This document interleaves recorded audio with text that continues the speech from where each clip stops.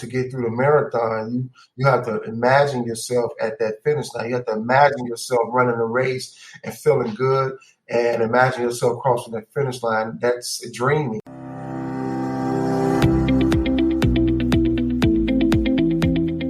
Welcome to Running is Cheaper Than Therapy podcast. I am your host, Dr. Weta L. Brown. I inspire and promote movement.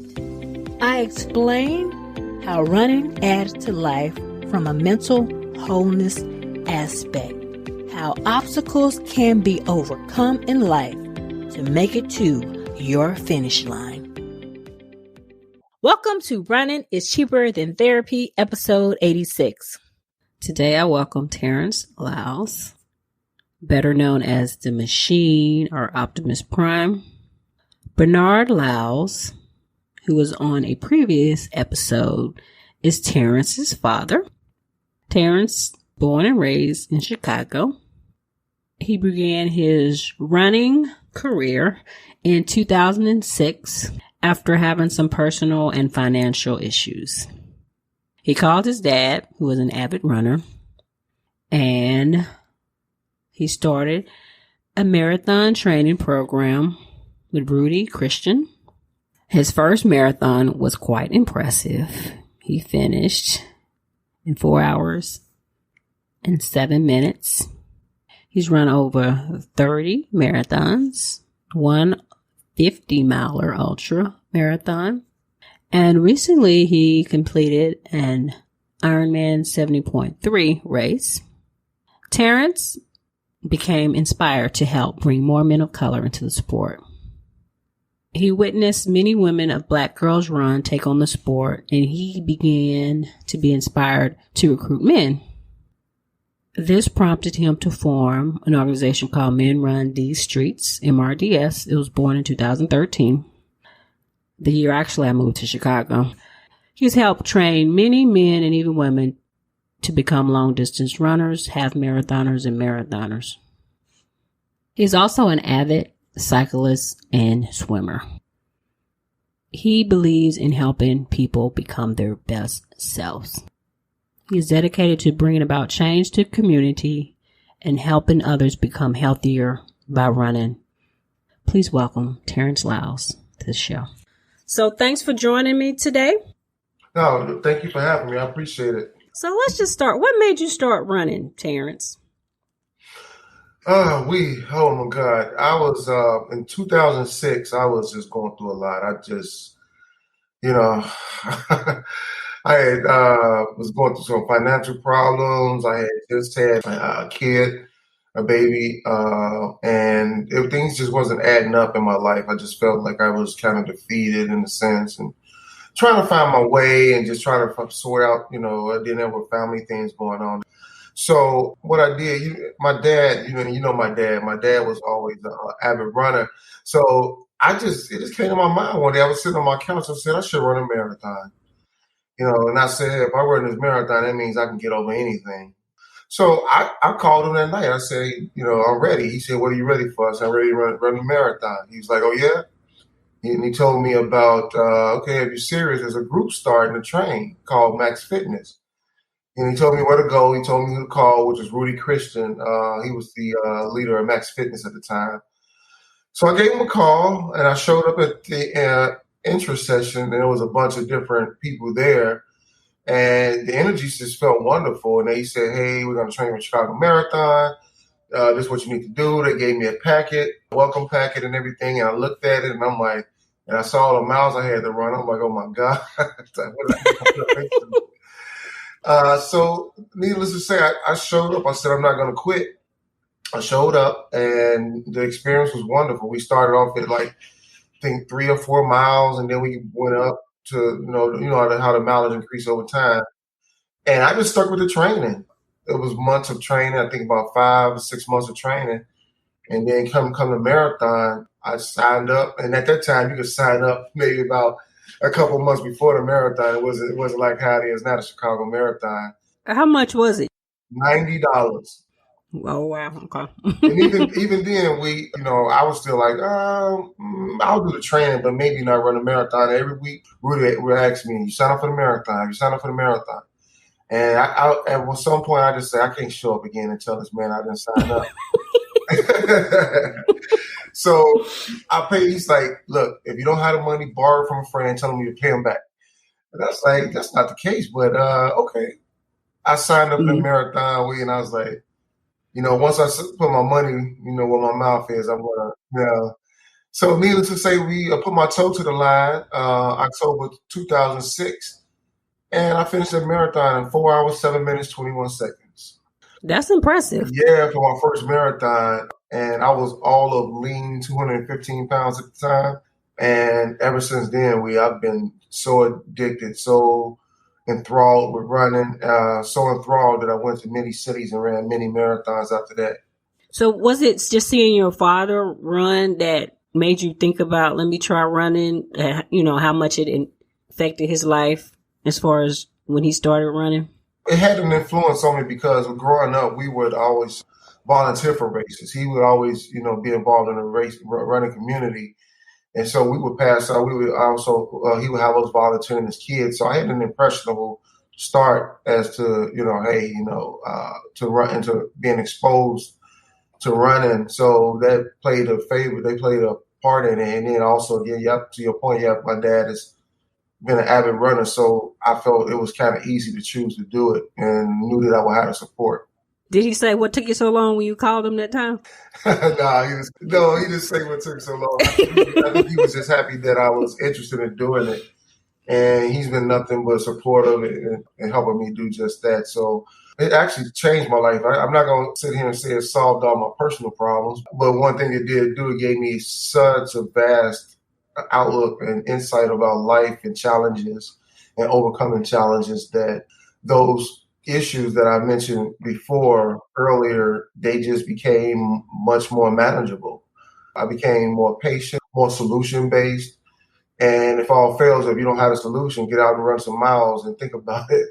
Yeah, and even to this day, I tell people even now, hey, besides having your headphones on, when you can't figure out life, you can't figure out your personal problems, go for a run and sort it out and see what the universe, see what God tells you, while you're out running. And a lot of times that's worked for me. Like I said, don't solve your problems, but I call it me time. Get out. And the run is not just for physical health. It's also for mental and emotional health. Yes. So over the years, it's done just that. I don't know what my life would be without it. I can relate to that. Running is my therapy. So I can relate. You said how many marathons have you run? 32. This will be number 33 this year. Okay. So how many times have you run Chicago? I've run Chicago 9 times. This year will be the 10th and final time. Final? Why final? Man, I didn't beat this body up for a lot of years, and it's talking to me now. It's really talking to me. I've done so many races and marathons and things like that I've gotten to the point. Don't get me wrong. I will always love 26.2. I will always support it and everything. But as far as my body is concerned, I think my body's had enough of that particular distance. Just having some issues, some back issues, some things that are going on within my body that, hey, that pounding is no longer. Now, that pound is no longer good for me. Now, I will participate in shorter races like 5Ks, 10Ks, stuff like that, maybe even a half here and there. But 26.2 is going to be a distant memory pretty soon. Okay. So tell me, out of all 30 marathons, what's your favorite marathon and why? That's a really good question, If I was to kind of search my brain, and I got to give it to hometown Chicago. And here's why. It's my first marathon, my first experience with marathon. And each time and all at the support that Chicago gives. No other city has ever given the support, the fans, the community, the supporters, the volunteers. Chicago is unmatched, in my opinion. And I haven't run every marathon in every city. And I hear New York is similar, but I can't comment on that because I've never been there. But Chicago, I would still say my hometown is my favorite, Chicago. I've been in different cities. I've been to Little Rock. That's another one of my favorites. And that's because of the support of the community there. And also they have these big 5-pound medals that I've never seen before. Yeah. I got addicted to that hardware. That hardware is pretty cool. That's a pretty challenging race, though, isn't it, with the hills and absolutely. They have, and then one year y'all had some weird weather. I remember one year you guys were down there and had some weird weather conditions. Yeah, it was a bad snowstorm where people got stuck and everything. In the South, they're not used to that kind of weather, so it was interesting. It was really a challenging time that year. We had to stay an extra day in a hotel just to see if weather calmed down, and even then, when we finally did leave, it was just a challenge getting out of the town. So yeah. But everyone who kind of participated in that can tell you their own version of the story. It was just a very difficult time. But we went down there and we earned our medals at least. I bet you did that year. I can also say that Miami was good. Miami was a good time. Miami, okay. Jamaica, I went to Jamaica. That was a good one, the reggae marathon. I've done that 3 times, and people wonder how I've done it 3 times, how hot it is. It is hot. I've done the half and the 10K. Yeah, so those are, just trying to sum up your question, Chicago would be my number 1 just because it's my hometown and just the support is just unmatched. Yeah, I agree. I've done Chicago 3 times before I moved here and then 1 living here. And I agree with the support, even when I really didn't know a lot of people in Chicago, but it's the support. And it was better when I did it as a home race. But I agree. I've done only 8 marathons, but I like New York too. And Berlin is my second favorite, and New York might be my third, just for the crowd support. But those hills kick my butt. Yeah, and I've done Berlin. Berlin was excellent. Yeah, Berlin and I think being out of the country and just for the fact that it's Berlin, and just being in Europe for the first time and seeing how that is, it was an interesting experience. So yeah, I did Berlin as well. So. And don't say only 8. Some people only 8. You have a lay person saying, they're looking at you like, oh my God, only. Well, compared to 30, I know what you're saying though. Compared to 30. So what's your least favorite marathon and why? I'd probably be Atlanta. Atlanta was hilly. Although, yeah, I already knew at the finish line that was a one and done. I said, I'll never do this again. Did you do blues? Have you done blues in Jackson? I have not. Mississippi? No. Okay. I wonder how the hills compare. That's a hilly race too. I was wondering. One of the difficult parts about tearing away from the 26.2, there are a bunch of cities and a bunch of marathons I have not done, and New York is one of them. I would like to stick around and do some of those. And you never know. Maybe if I get the opportunity to do New York or London or some of the hard ones to kind of Tokyo, some of the hard ones to kind of pin down. If I ever had an opportunity, I would consider it. But to sign up every year for Chicago and, kind of do the same one, it's not an incentive for me to lace back up and do 26.2 after this year. I understand. So you've done one ultra, or how many ultras have you done? I've done one 50-mile ultra marathon, Chicago, the Lakefront 50-50. That was back in 2013, I believe. I did 50 miles on the lakefront, and that was quite an experience. So essentially, and what made you want to do that, and how'd you train? I had a friend of mine named Kim. She was running ultras, and she just pretty much challenged me one year. She said, "Hey, when are you going to take your body past 26 miles?" And I had no intention. I was like, "What do you mean?" And she explained that, she was doing a Lakefront 50-50 and challenged me to sign up. And, I didn't back down from the challenge, and I did sign up.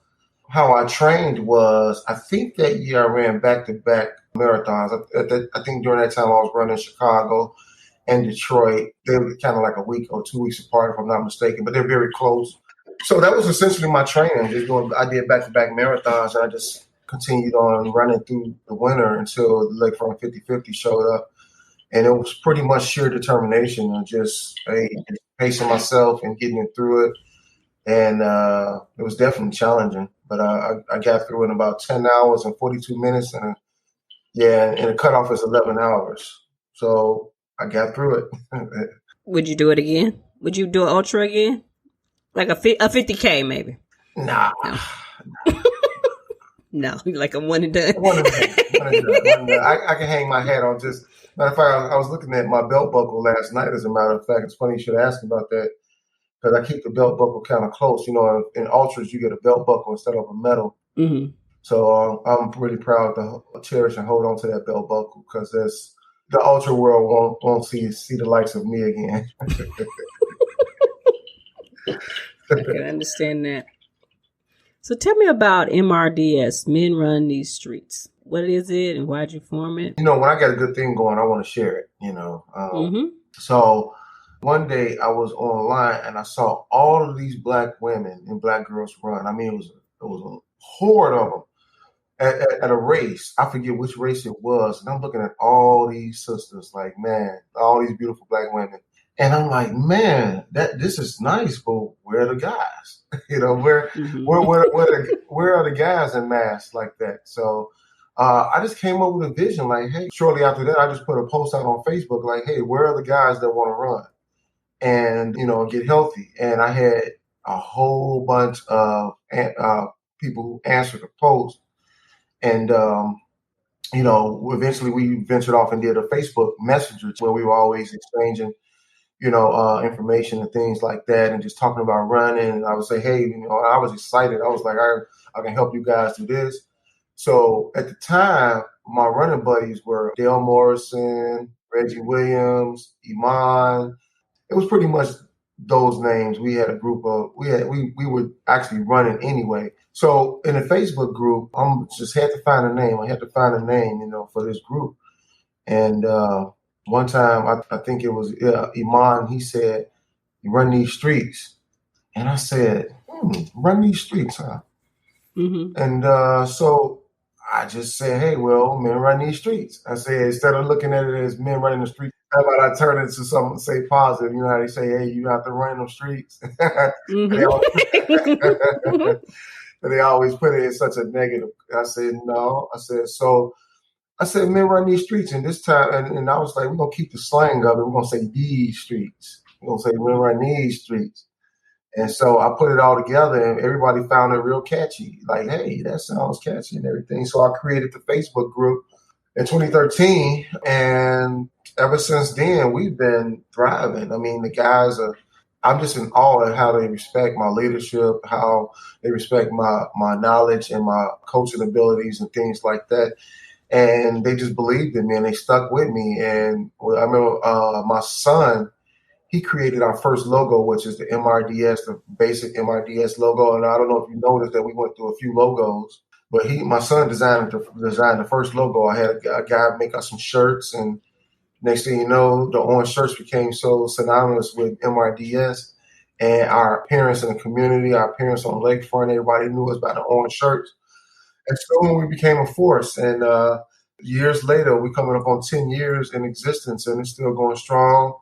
The men are just phenomenal. These are good guys, family men, community men that take health and fitness very seriously. Just some real stand-up guys from all different kind of professions, from doctors, policemen, firemen, lawyers. I mean, you can name it. We have those disciplines in MRDS, and I'm very happy, again, that they find my leadership something that they would like to follow, and the organization itself that they're proud to be members of.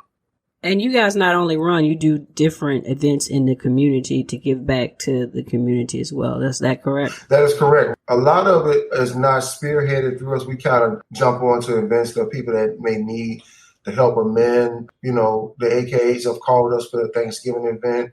We go there and help with that. We might do some community events to where we set up tables and talk to community members about health and fitness. My sister, she's really an advocate in the community, so I join her missions and things like that. So MRDS has done numerous community events to where we made a presence as the men. And we're always supportive to whatever causes that come up. And next month, there's a breast cancer walk that we'll be supporting and being a presence in to help those ladies. They ask for our presence. So a lot of organizations may ask for our presence, say, hey, you know, they may reach out to me and say, hey, can you cut some guys to come help with this? And we'll do it, you know. And the guys, again, are very responsive that when I put an ask out there for them to be present, they do their best to be there. So tell me about your favorite quote. Every great dream begins with a dreamer. Always remember you have within you the strength, the patience, and the passion to reach for the stars to change the world. That says everything that I've, starts off with a dream. Everything that I've accomplished in life started off with a dream. Started off with me believing that it can actually manifest into physical, if it manifested in a mind. And I really understand the dream part, not just with Harriet Tubman, but with Martin Luther King and people who preach the importance of dreaming. I think dreams, when you dream, you have an opportunity to put your mind on the same wavelength of the creator and the universe and things like that, to bring forth your passion. So when you dream, you actually give your mind and your emotions the exercise to be connected, to put it out there, to say, hey, this is what I believe, this is what I would like to see manifested in the future or even in the present. And I believe it has so much power. It gives you, if you're a dreamer, if you dream, you can move mountains, you make things happen. I just believe in that. I believe in dreaming. I believe in mental visualization. I even coach it. I said, to get through the marathon, you have to imagine yourself at that finish line. You have to imagine yourself running a race and feeling good, and imagine yourself crossing that finish line. That's dreaming. That's dreaming that, hey, I would like to see this manifested. So Ms. Tubman said her phrase perfectly, and that's the reason why I chose it. And changing the world part, that's always been my angle to helping others, is to help change the world. The negative aspects of the world, that we have so much negative that takes place and invade our space. But I just believe that we all have the ability to add to this life and add to the world and add to the progression of human beings. And I want to do my part. I want to be that person that does my part, my way, the way that I can contribute. And motivating people through health and fitness allows me to do that and to live up to that quote of changing the world through health and fitness. Speaking back with starting MRDS, that a lot of those guys had not even run marathons before. So, we motivated them to, hey, Alan, I can talk about him. I think because of us, he signed up for the marathon. I don't think that was on his radar. But he was around us so much that, hey, you wanted to run a marathon, and I'm fulfilling my dream of helping by inspiring other people to do what they never thought that they would be able to do. And now they're doing it multiple times. So my dreams are coming true, and my dreams are being exceeded past my expectations. So I'm very happy about that. I'm very happy to live by that quote. I'm very happy to cite that as my favorite quote because it moves me. It explains what I do and how I do it and what's my why to change the world. I love it. I love it. And you not only inspire other men, I'm sure when you're in the community running and when you do your community outreach, you inspire young people in the community because they wouldn't think that, as African-American men don't run distance races. They see sprinters and stuff, but they'll see you guys out there doing it and doing things in the community. So you're inspiring them as well. Yeah, and we that's one of the things behind Men Run Deez Streets is to have a presence in the community. That's another reason why I named it Men Run Deez Streets, is because we preach every day. Outside your front door is the best place to run, and it gives you a presence in the community when there is that stereotype or that stigma that black men or black people ourselves don't run. Yes, we do. We do have blacks that are interested in running, that do run for health and fitness, that do run consistently, and also run distance. So when you go outside your front door and you're in the community, people see you. And to your point, yeah, whenever I'm running in the community, I get all these honks and kudos from people. And people need to see that. People need to see, men taking charge of our health through running and fitness and everything. And you better believe that people remember it. Even like when I see someone in the grocery store, they say, aren't you that guy that run? I see you running all the time. I said, yeah. It just breaks the ice and you meet people and people say and then they always say one day I'm going to get out there. And I'm like, come on. Let's do it, So it gives you opportunity to interact with people and for them to see you. And just yesterday, I was talking to a friend of mine, and she said she had never met a Black marathoner before. This is a distant friend from 20 years ago from college. And when she found out I ran marathons, she's like, I don't know any Black people that run marathons. I said, well, you know one now. You've been knowing one for years. You just didn't know I was into the sport. Mm-hmm. It's really inspiring. It gives you that feeling like, hey, I'm one of the ones that's looked upon and reverenced that, hey, this guy does this. That means that it can be done. Even if I don't do it myself, I'm looking at him and say it can be done. And I can say a Black person has run a marathon. Yes, we do have Black marathoners. We do have them in the city of Chicago. We do have them in urban parts of the city. I'm in Greater Grand Crossing, so my area, they always see me running and cycling and stuff like that. So I'm known for it. So you actually get kind of typecast, if you will, in the community. Yeah.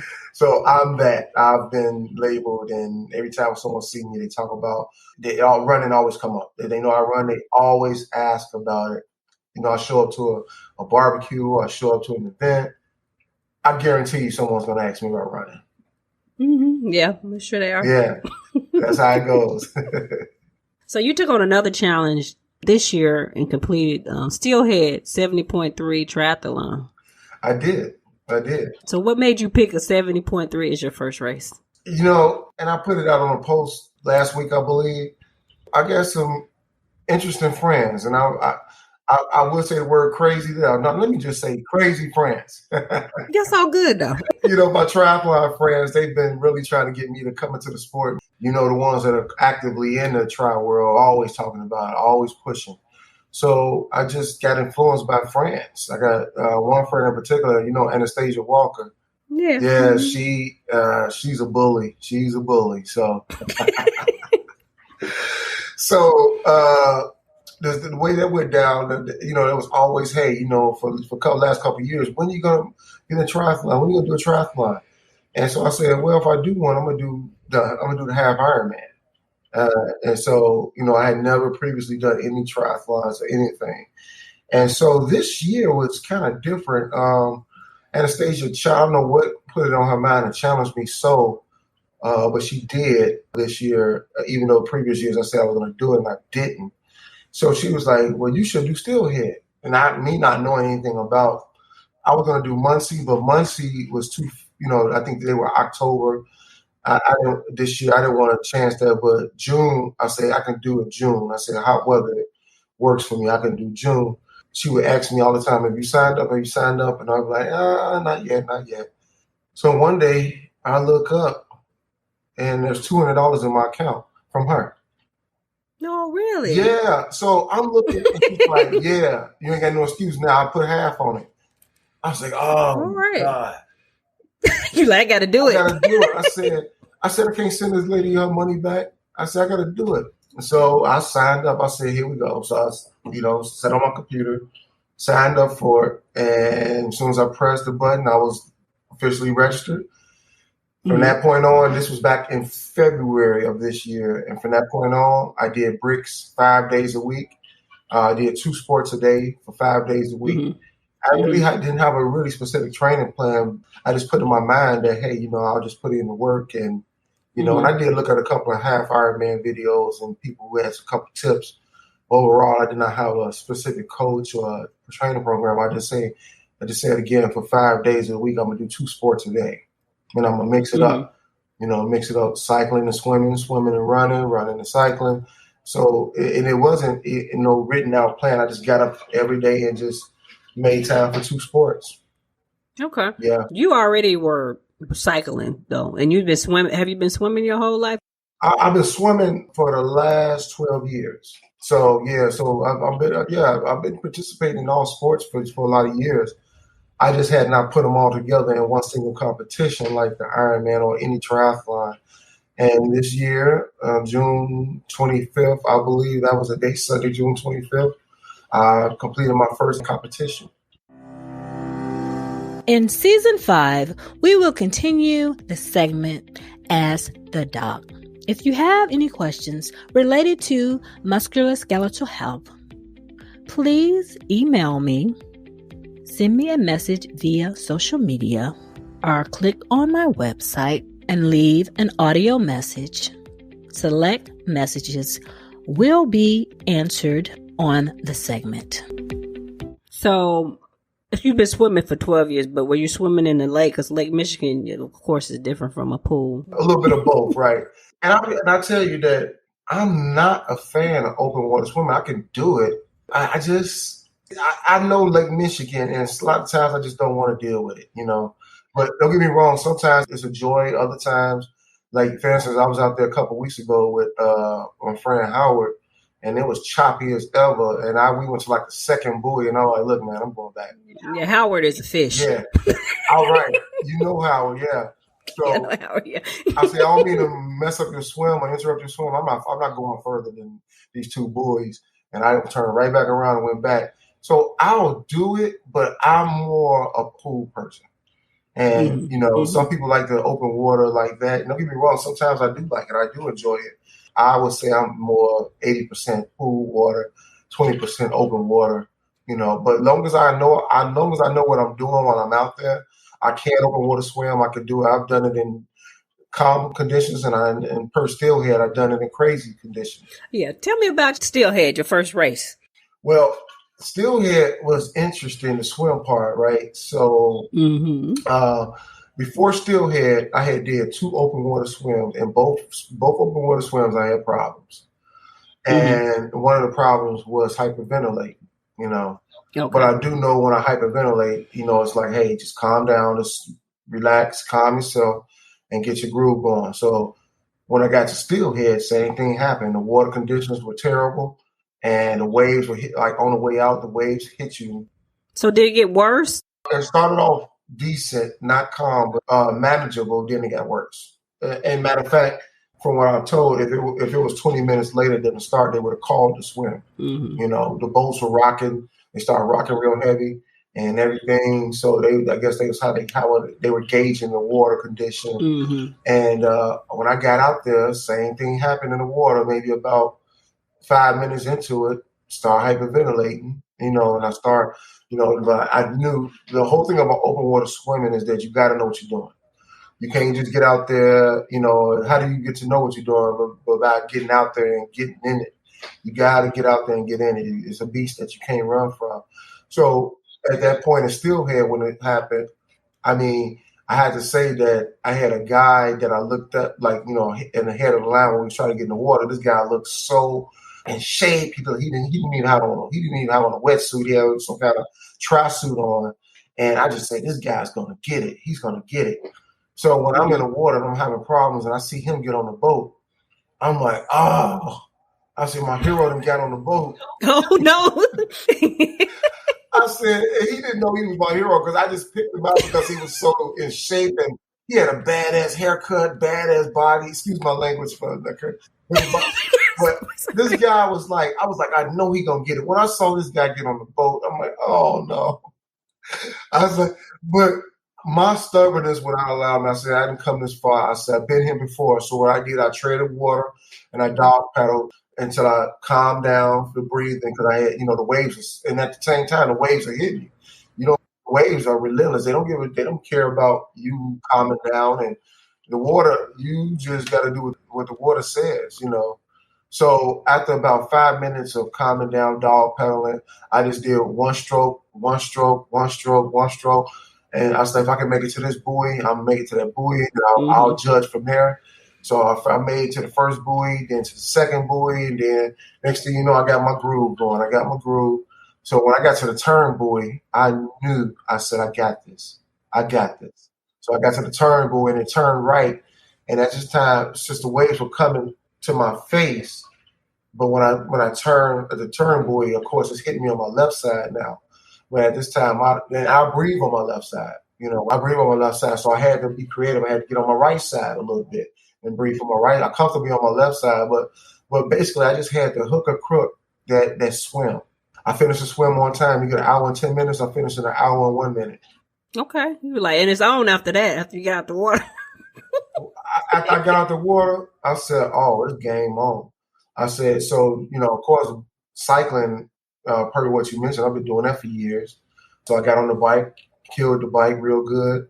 And the run is why I had the problem because and I think that's when nutrition came into play because I cramped up really bad on the run. And I know I did not eat or have the proper nutrition like I should have. So I think that's the reason why I cramped so bad on the run. Do you sweat a lot? I sweat a lot. I lose a lot of salt in my sweat. And to replenish it, you got to catch it before it actually depleted, because it takes a while for the salt to enter the system and for it ready for use. So I had to really stop at every aid station to eat or drink something. Okay. Where'd you get your nickname, The Machine, Optimus Prime? Where'd you get your nickname from? I've always been a fan of science fiction, Marvel heroes. I've always been a fan of just superheroes and science fiction. The Machine came from one of my friends. He's like, man, you're a machine. You're a machine. And this is one of my non-running friends, and it just stuck. He's like, I was like, okay, The Machine. That sounds pretty cool. And then I've always been a Transformers fan. And Optimus Prime is more than just a robot, a strong, mighty robot. Optimus Prime is a fearless leader. He had integrity and honor. He had dedication. He had tenacity, strength, all the things that mirror a superhero. Optimus Prime had it. And I felt like all of those things mirror what I believe and what I stand for by being upright with honor and integrity, as well as being fit and physical, ready for whatever battle that I have to deal with, and basically being a leader of the Autobots. He's the leader, so I'm the leader of all my Autobots. So that's where Optimus Prime comes from, my admiration for a superhero such as he. Okay. I like it. I like superheroes. So what is on your bucket list as far as racing, running, more triathlons? More triathlons. Again, to what I said earlier, the 26.2 will become a distant memory. But I would be seeking to do more 70.3s. And by my 50th birthday, I would like to do the whole 140.6. So you got to do a marathon then. Yeah, exactly. That's the only way I would do it. Is if I couple it with, 2.4 mile swim and 112 mile bike, 26.2 run has to come into play. I will do it then, but alone 26.2 won't happen. So I'm 48 now, so I got 2 years to train for the full IornMan. I'm going to put that into, so that's on my bucket list of full IornMan. Now I'll probably get maybe 2 more 70.3s under my belt. So which ones do you plan to do? You're going to do one next year. So what one are you thinking about? Well, I don't know yet. It won't be Steelhead. Okay.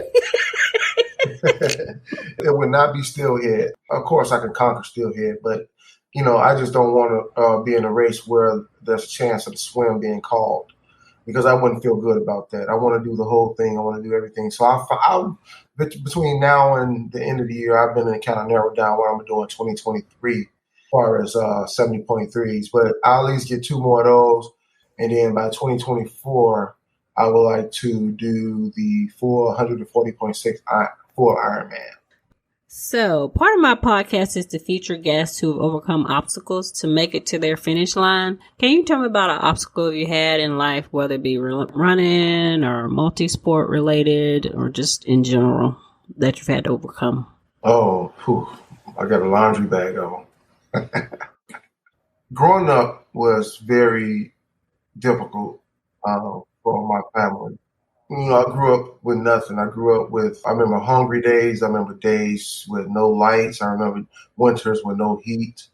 I remember a lot of things that took place because my family just couldn't afford the basic standard of living at the time. And growing up, that I would say that was the most challenging part of my life, is just navigating through the first parts of my life, which is my adolescent childhood days where the resources were very limited to none. And I just remember some very horrible times growing up.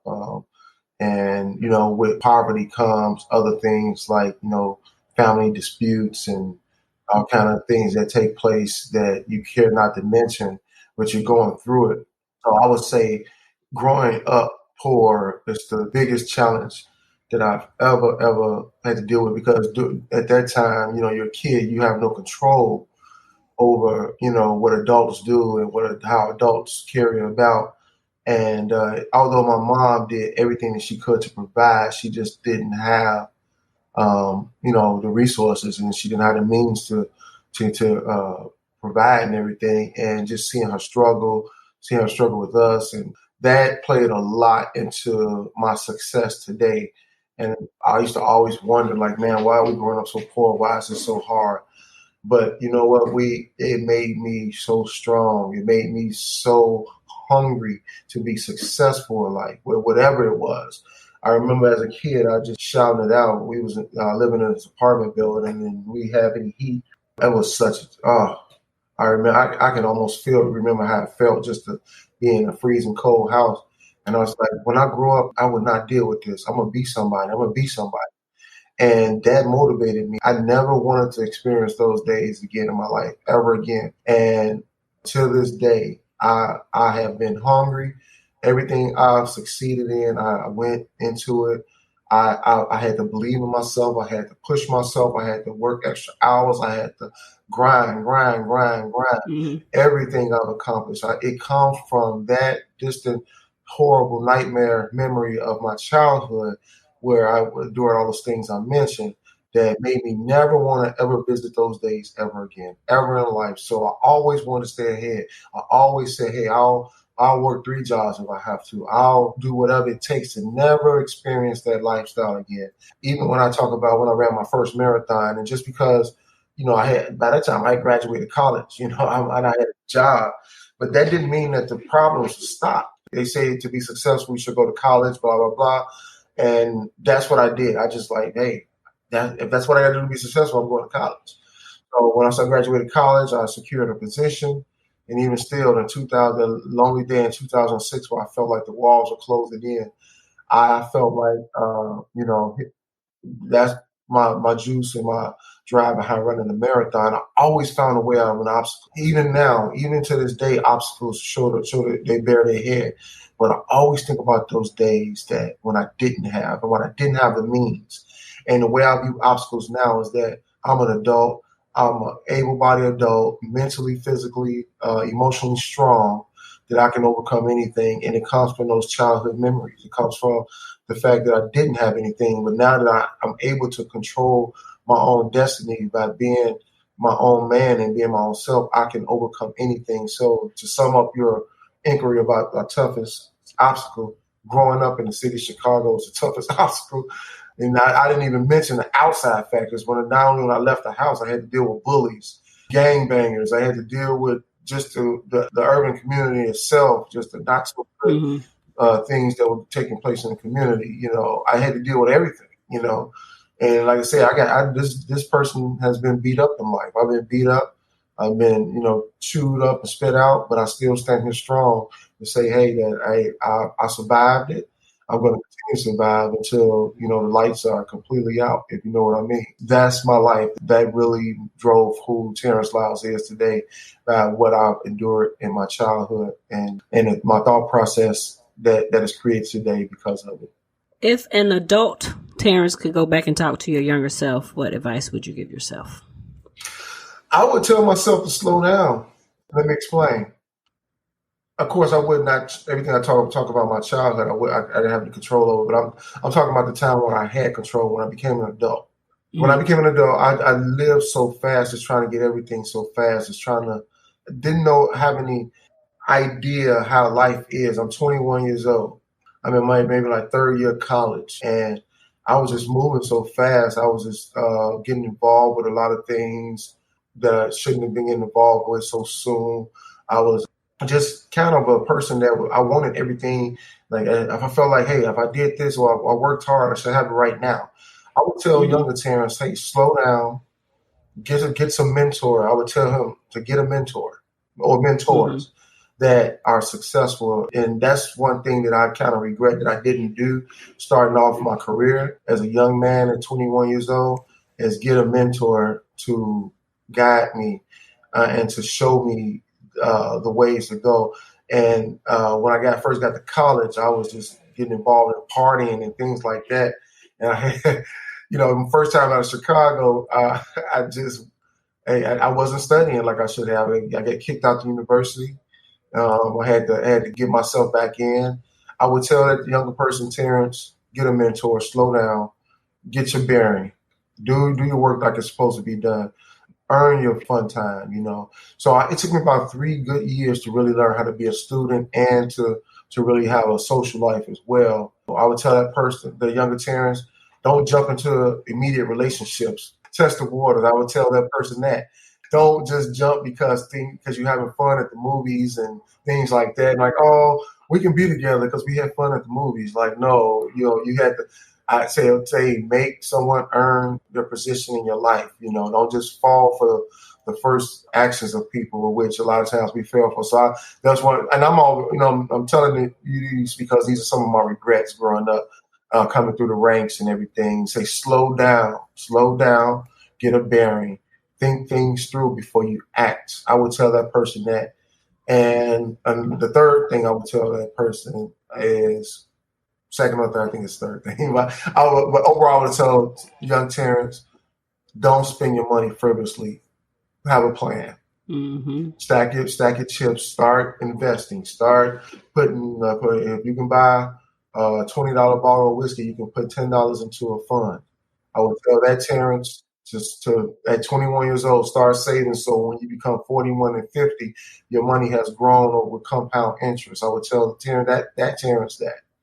So a lot of life lessons. Like, again, these all come from things I had to learn, trial and error. I didn't have adults telling me these things. I didn't have a mentor.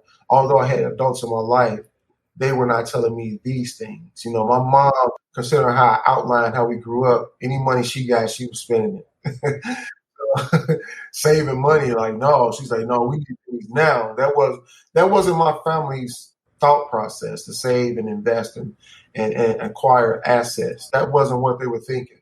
So I would tell younger Terrance that, hey, come up with a plan, save your money, stack your money up so you can keep your credit score intact. I would tell him all of those things that we should know now as adults that are successful and have a successful path right now, where it means that, hey, I'm living mentally, physically, and emotionally strong and healthy, and also with healthy assets to be able to offset any things that may prove as hardships. If you did otherwise, you would not, deal with them. So, yeah, I would tell younger Terrance a bunch of things, but to sum it up, I would tell them the things I just mentioned. Great advice. Any last minute additional words of advice for my listeners? Yeah, I can get on the soapbox what I want, but I found so many people that doubt, that want to do things. And we talk about marathons. Let's broaden the scope more than a marathon or a race, although that's something that if you want to believe that you should do. I would tell people, do not always bet on yourself. Mm-hmm. That means that when you're betting on yourself, that you're not letting other people tell you what you can't do. If you dream it and you believe it and you want it, go get it. I don't care how hard it is. I don't care what obstacles are in place. If your heart desires it, you have to do what it takes. It's going to take sacrifice. It's going to take hard work. It's going to take discipline. It's going to take focus, razor sharp focus. But if you're willing to do all those things that I mentioned, I believe that you can be successful in not only a marathon or distance run, you can be successful with anything in life. And I think that a lot of times people defeat themselves just by, they get scared. They let fear, like, okay, this can never happen. One thing, two things, three things may go wrong. And they're like, oh, I knew it wasn't going to happen. But you know what? That is not an indicator of your path. That means that those are just 1, 2, 3 obstacles you had to endure to get to your destiny. Your destiny is there waiting on you. Are you person enough? Are you strong enough? Are you focused enough? Are you determined enough to go after what it is that you want? And are you surrounding yourself around people who tell you you can't, or people who motivate you to say that you can? I would say the latter is the place to be. To be around people that are pushing you and motivating you and believing in you. That's such a big piece. Who do you keep as company in your journey? Who do you look up to in your journey. If you got a person that you look up to, ask them, hey, can you be my mentor? Can I just hang out with you? Like, start making your friendships and your connections strategically. You know, don't let anyone in your space haphazardly. You pick who's in your space. You pick who is going to be on a journey with you. And along your journey, there are going to be people. That's why you can't quit. Even when you're thinking about quitting, do not quit. Because as soon as you quit and you turn back around, you have to think of it like this. If I quit, what am I going to do? You're going to go back the other way?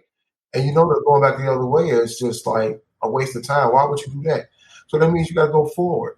Always go forward. Always believe that it's going to happen for you if you stick in there.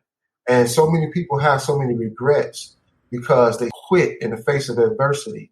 I'm that example that adversity has crossed and knocked on my door and crossed my path so many times.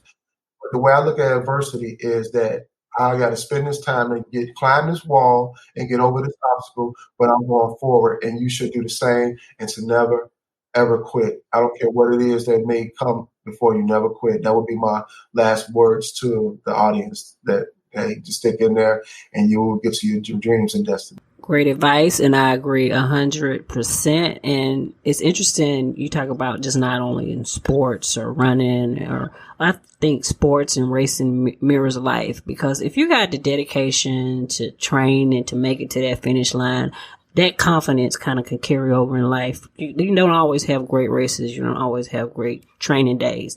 And when you get through those, it gives you grit. It gives you some tenacity. Like, if I can deal with this, especially those crappy days, crappy races, I done been there.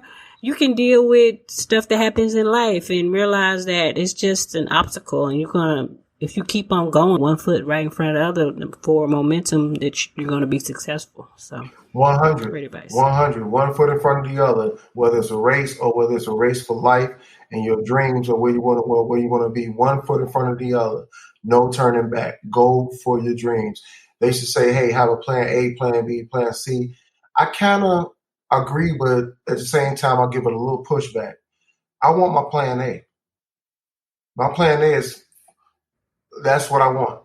Yeah, I understand why people say have a plan B and plan C. And if it's young listeners, listen, if you want to be an engineer, you want to be a fireman, you want to be a doctor, you want to be anything, and I'm pretty sure with you being a doctor, that that's a life mission. That's something you really have to want to do. I'm assuming that you really had to really drive and push for whatever it is. Push for it. Go for your plan A. Now, if you don't get your plan A, if you fall on plan B, still have in the back of your mind, my A plan, I may have a setback, but A is still there. But I'll always push for plan A. So where can people find you? If they want to find Terrance or MRDS, where can people find you? Oh, you find me on Facebook, Terrance Lyles, Lyles, and always send me a direct message. Or you can email me at menrundeezstreets@gmail.com. That's Men Run Deez Streets. Men Run Deez Streets @gmail.com. And I'd be happy to answer any questions. Okay. Well, thanks again for joining me. It was a pleasure. No, the pleasure was mine. It took a while to get here, but this was an excellent, excellent time to sit and talk with you and to really express my thoughts. I really appreciate this. I really feel like I've released a lot that's inside of me through this session, and I thank you again for having me. That wraps up this episode of Running is Cheaper Than Therapy podcast. Thank you for tuning in. If you already haven't, please download Running is Cheaper Than Therapy podcast on Apple, Spotify, or however you listen to your favorite podcast. If you have any questions, concerns, or possible show topics, please email Running is Cheaper Than Therapy, OLB, Omaha Love Brown. Again, that's Running is Cheaper Than Therapy, Omaha Love Brown @gmail.com. I also can be reached via Instagram, Facebook, Twitter, LinkedIn, and YouTube. Handle We Life, We Love. OUI Life, OUI Love. Thank you, and please tune in again.